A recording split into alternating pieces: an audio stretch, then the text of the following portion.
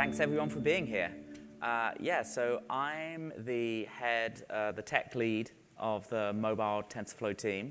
But before I was that, I was actually an app developer and somebody who used traditional computer vision techniques for many years with mixed success.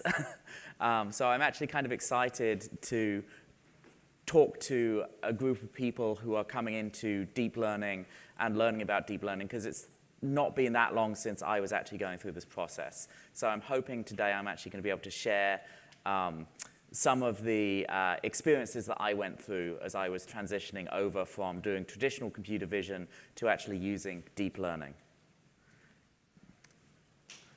So as a starting point, you may already be aware of this, but Google is really investing heavily in AI technologies. And this is a graph showing the number of machine learning models using TensorFlow that are actually in Google's internal code base. So you can see it's being used incredibly widely across all sorts of products.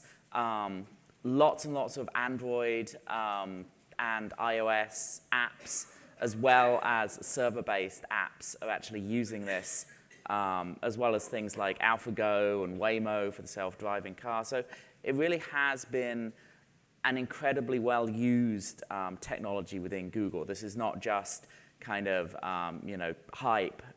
We are using it every day in thousands of different ways. And what I'm going to be talking about today is trying to cover the fundamentals of what is deep learning, how can you use it on vision models, and talk a little bit about the challenges of using it on edge devices, on embedded and mobile devices.